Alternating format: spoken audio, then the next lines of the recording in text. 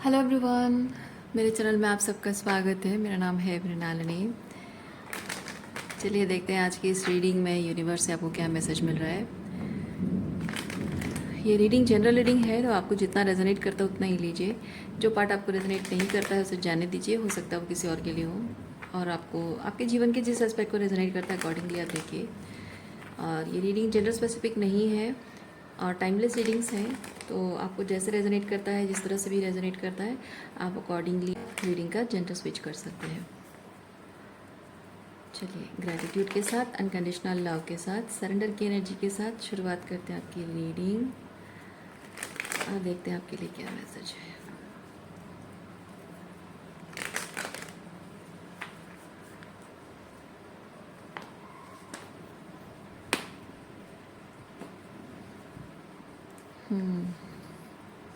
Understanding.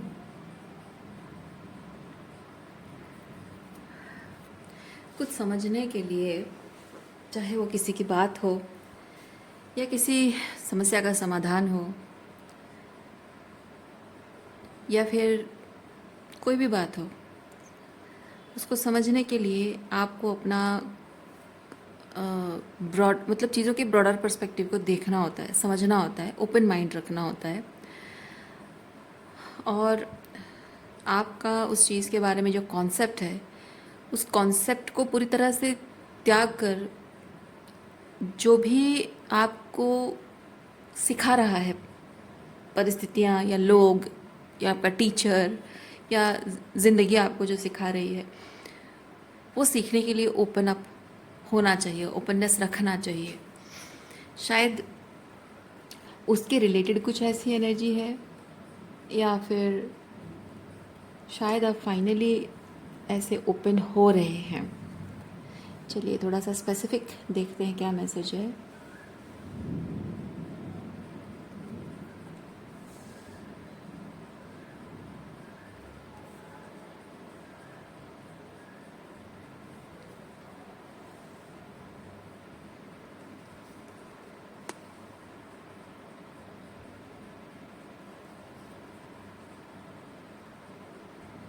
जीवन की कुछ कड़वी सच्चाइयाँ हैं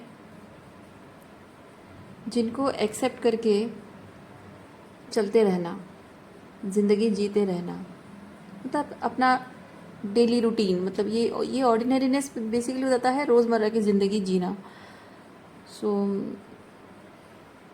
एक विश्वास के साथ कि एक ना एक दिन कुछ बदल जाएगा, कुछ सही हो जाएगा। एक ना एक दिन आपको समझने वाला, इधर ये लोग आपको समझेंगे या आपको समझने वाला कोई और आपको मिल जाएगा, कोई नया मिल जाएगा। और यही सोचकर ज़िंदगी ने आपको जो दिया है उस चीज़ को आप निभाते जा रहे हो, अपना कर्म करते जा रहे हो। किसी से शायद कोई उम्मीद भी नहीं रख रहे हो बिकॉज यू आर साइलेंट। लेकिन जितना ज़्यादा आप चुपचाप अपने काम पर ध्यान दे रहे हो, लीप ऑफ फेथ ले रहे हो, लोग उतना आपको फूल समझ रहे हैं, बेवकूफ़ समझ रहे हैं। और वो सोचते हैं कि वो आपको बहुत आसानी से बेवकूफ़ बना रहे हैं। ओके और आप चुपचाप सह रहे हो, तो आपकी जो सहने की जो शक्ति है उसकी परीक्षा ले रहे हैं, धैर्य की परीक्षा ले रहे हैं।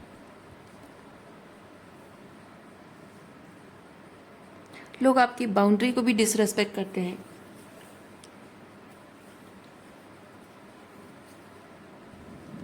ये तो चुप रहती है, यह चुप रहता है, सब कुछ सहता है।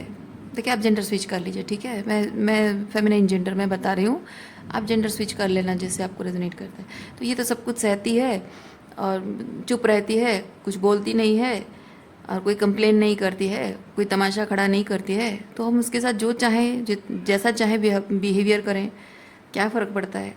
जब मर्ज़ी उसके साथ अच्छे से बिहेव करेंगे, जब जब मर्ज़ी होगा तो उसको लात मार के घर से निकाल देंगे, जब मर्ज़ी होगा उसको कोने में पड़े रहने देंगे। लेकिन ये जो पावर आपके अंदर है, ये जो मैंने आपको एक्सप्लेन किया है ना, ये बहुत बड़ी पावर होती है कि अपने ज़िंदगी में इतना सारा डिस्टॉर्शन, इतनी टॉक्सिसिटी देखने के बाद भी मन के किसी कोने में एक उम्मीद रखना कि एक ना एक दिन सब ठीक हो जाएगा, और उसके बावजूद भी सब चीज़ों को इग्नोर करते हुए चुपचाप अपने काम, अपना कर्तव्य, अपनी ड्यूटी, अपनी रिस्पॉन्सिबिलिटी निभाते जाना, बहुत हिम्मत की ज़रूरत होती है ना। सो वो जो पावर आपके अंदर है ये, क्योंकि जैसे कहते हैं ना कि एक औरत घर को जब संभाल लेती है, क्योंकि घर परिवार को संभालना मर्द की जो जिम्मेदारी होती है कि उस स्ट्रक्चर को, अपने घर परिवार, अपने रिश्तों के सर पर एक छत बना कर रख पाए, उनको 2 वक्त का खाना दे, उनको कपड़े दे, वो सब कुछ कर पाएगा, सिर्फ उसके बाहर जाकर पैसा कमाने से नहीं होता है। उस घर परिवार को संभाल के, अंदर से संभाल के रखने की जो जिम्मेदारी औरत की होती है। तो औरत वो जो स्ट्रेंथ प्रोवाइड करती है ना, उसी की स्ट्रेंथ के बलबूते मर्द जो कुछ भी करना है वो कर पाता है। वैसे ही हमारे इंटरनल प्रोसेसिंग भी वैसी ही होती है। ये हमारी फेमिनिन एनर्जी है, और ये फेमिनिन एनर्जी, ये जो पावर, ये जो कॉन्फिडेंस हमारे अंदर होती है, ये जो आत्मबल, आत्मविश्वास हमारे अंदर होता है, उसकी वजह से हम अपने जीवन की कठिन से कठिन परिस्थितियों से लड़ पाते हैं।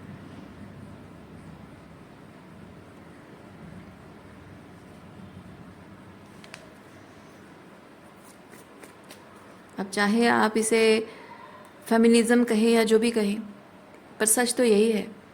अपने अंदर की ये आंतरिक शक्ति जो आपकी है ना, अपनी आंतरिक शक्ति के बिना आप फंक्शन नहीं कर सकते हो। स्त्री के बिना पुरुष किस चीज़ को परस्यू करेगा, किस चीज़ को सर्वाइवल में रखेगा, किस चीज़ को स्ट्रक्चर प्रोवाइड करेगा, किसके लिए करेगा। जब औरत उसकी ज़िंदगी में है नहीं तो किसके लिए करेगा।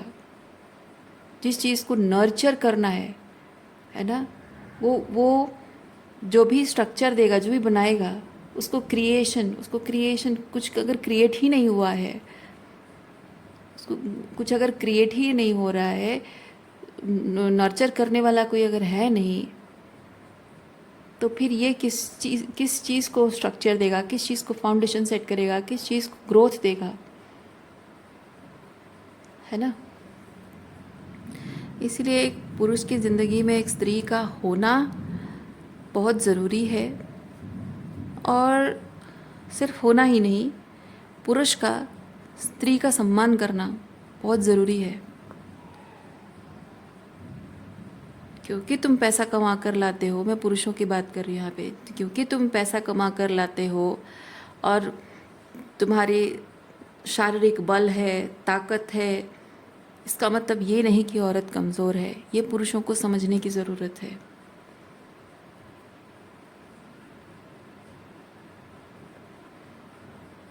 क्योंकि बच्चा पैदा कर देना आसान काम है ना।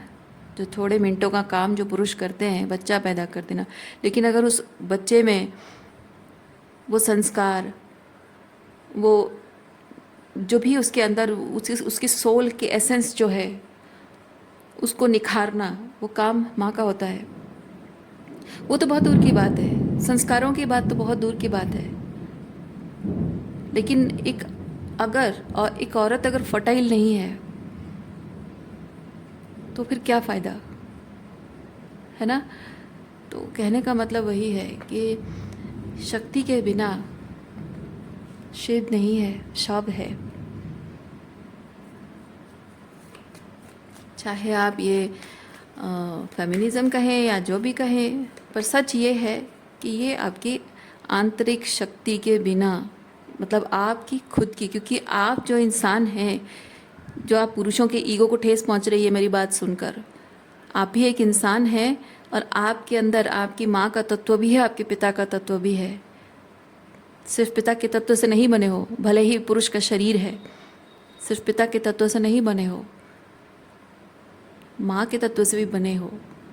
तो अगर आप उस स्त्री शक्ति का सम्मान नहीं कर सकते हो तो फिर आपके अस्तित्व का कोई मूल्य नहीं है। आप अगर अपने खुद की फीलिंग्स की रिस्पेक्ट नहीं करते हो और सिर्फ पैसों के पीछे भाग रहे हो और अपना पावर, पोजीशन, सोसाइटी में अपनी पोजीशन है या फिर रिकग्निशन है, जो भी वो पावर पोजीशन के पीछे भागना, मटेरियल पोजेशन के पीछे भागना, क्या मिलेगा अगर आप खुश नहीं हो? सारा सुख जुटा कर क्या मिलेगा जब आपको आंतरिक सुख नहीं है, संतुष्टि नहीं है? क्या फ़ायदा ऐसी ज़िंदगी का, है ना? जीवन के हर जगह में आप छोटे बड़े हर रूप में आप देखिए, शक्ति के बिना शिव शिव नहीं है, शव है। फेमिनाइन एनर्जी के बिना मैस्कुलिन एनर्जी कोई मायने नहीं रखता है।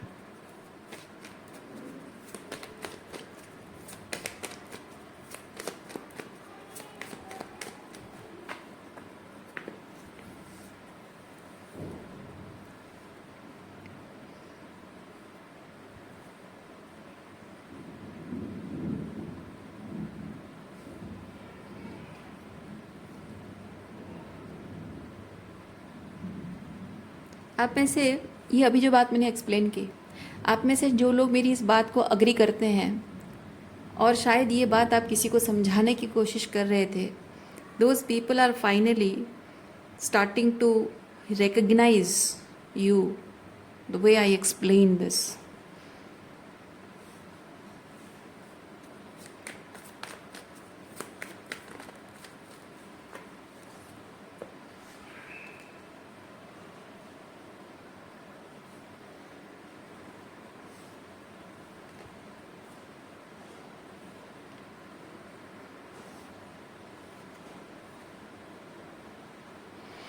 लेकिन ये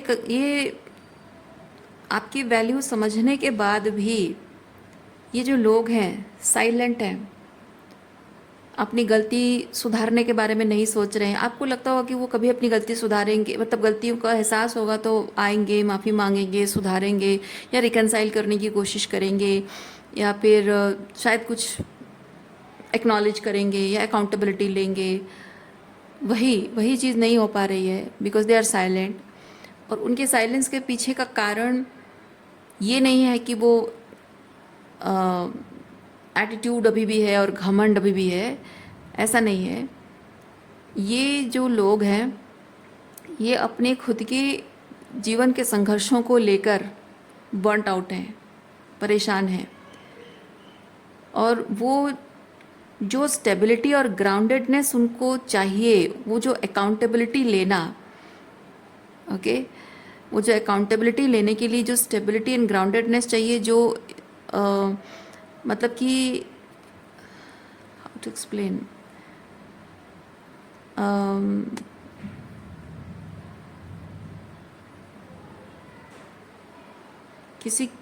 किसी पर्सन की किसी बात को सुनने समझने के लिए ना शांत रहना, स्थिरता रखना अपनी एनर्जी में बहुत ज़रूरी है।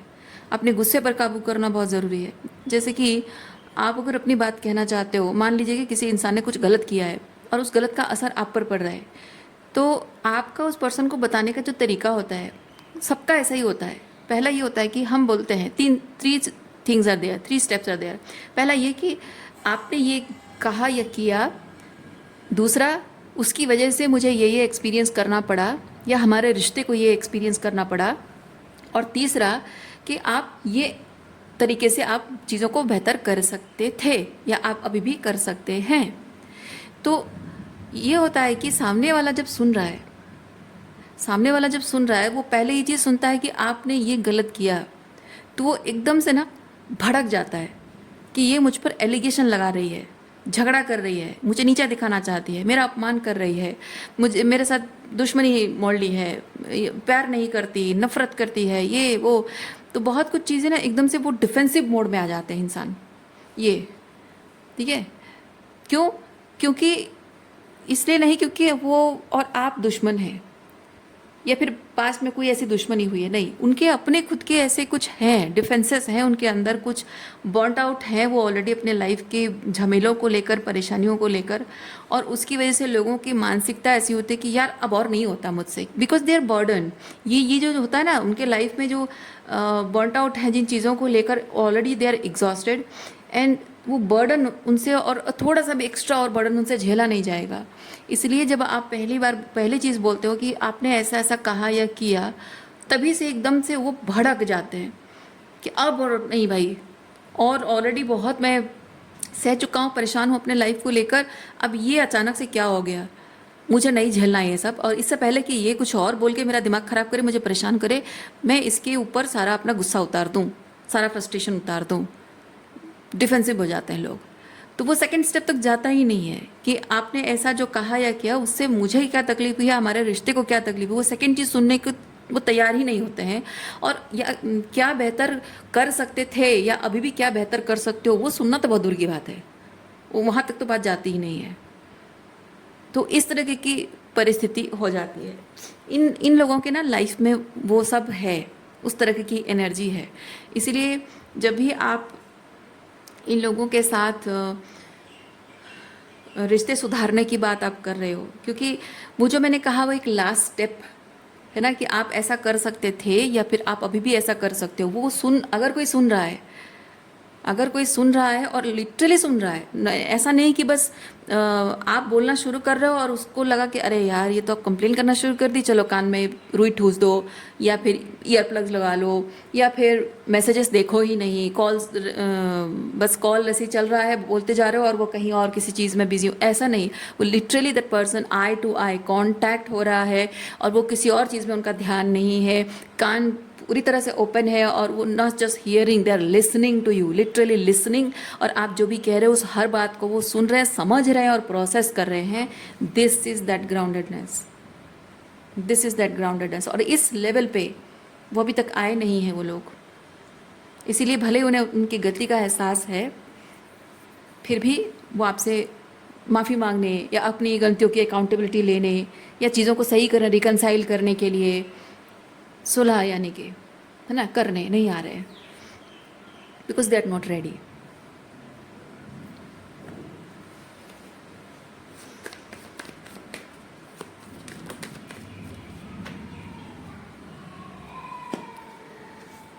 देखिए, मैं एक चीज़ आपको बताऊंगी, जहाँ मेरे खुद के जीवन के अनुभव हैं, मैं ये जो एनर्जी मैंने आपको एक्सप्लेन की है ना, इस एनर्जी में मैं भी रही हूँ। सच यही है, आप भी रहे हो, दुनिया में हर कोई इंसान रहता है, क्योंकि हर किसी के लाइफ में कुछ ना कुछ चल रहा है। तो इस एनर्जी में मैं भी रही हूँ, और इस एनर्जी में होने के बावजूद भी जब भी किसी ने मुझसे कुछ कहा हो कि तुमने ये गलत किया, ये गलत कहा, तुम्हें ऐसा करना चाहिए था, वैसा करना चाहिए था, I always have been like this.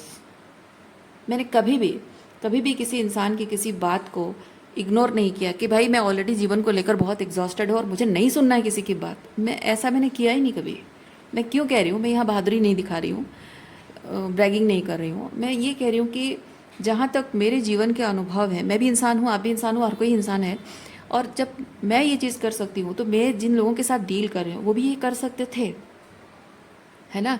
ये सब एग्जॉशन के बावजूद, इतना बर्डन होने के बावजूद भी अगर मैं कर सकती हूँ, वो शांति रखकर, वो स्थिरता रखकर अगर मैं किसी की बात सुन सकती हूँ, तो मैं कहना ये चाह रही हूँ कि ये जो हो रहा है ना, this is just an excuse, this is just an excuse. क्योंकि इंसान अगर सुनना चाहे, समझना चाहे, वो अपने अंदर के इस जो भी उसके लाइफ में जो भी प्रॉब्लम चल रही, इन सबको साइड में रखकर वो ये स्थिरता बनाकर आपकी बात ज़रूर सुनेगा और समझेगा, समझना चाहे तो समझेगा। और वो कब होता है पता है? वो तब होता है जब आपके लिए आपका रिश्ता इम्पॉर्टेंट होता है। आपके ईगो से, आपके दर्द, आपकी तकलीफ़ से, आपकी परेशानियों से आपका रिश्ता ज़्यादा मायने रखता है। उस इंसान से आपका रिश्ता, उस इंसान की खुशी, उस इंसान का दुख आपके लिए मायने रखता है। आपकी परेशानियों से बढ़कर उस इंसान की खुशी, उसके आंसू ज़्यादा मायने रखते हैं। ठीक है, तो आप समझ गए होंगे मैं कहना क्या चाह रही हूँ। This is bloody excuse. ये कि मैं एक फाइनली कभी कभी ऐसा होगा कि मैं एक ऐसे स्टेट पर आऊँगा, तब जाके शायद मैं तुमसे बात कर पाऊँगा, रिकनसाइल करना है कि क्या करना है, अकाउंटेबिलिटी लेना है, तब मैं ये चीज़ कर पाऊँगा। ये सब ब्लडी एक्सक्यूज़ेस हैं। तो मैं कहना ये चाह रही हूँ कि जिसको आपके साथ रिश्ता संभालना है वो हर कीमत पर, हर हाल पर करेगा। जिसको नहीं संभालना है, जिसके लिए आप इम्पोर्टेंट नहीं हो, आपकी फीलिंग्स, आपका प्यार, आपका साथ इम्पोर्टेंट नहीं है, वो ऐसे एक्सक्यूजेस देता रहेगा।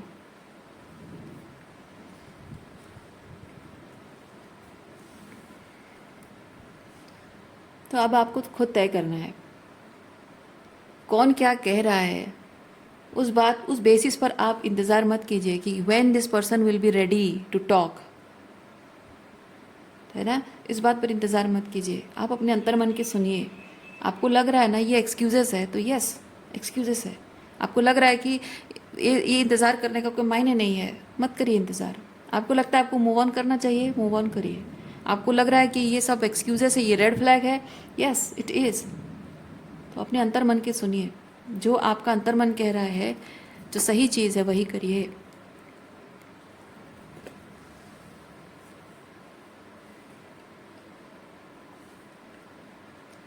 सो रीडिंग मैं यहीं पे रखती हूँ। उम्मीद करती हूँ इस रीडिंग से आपको कुछ क्लैरिटी मिली हो। मैं आपको नेक्स्ट रीडिंग में मिलते, अपना ख्याल रखिए, खुश रहिए, बाय।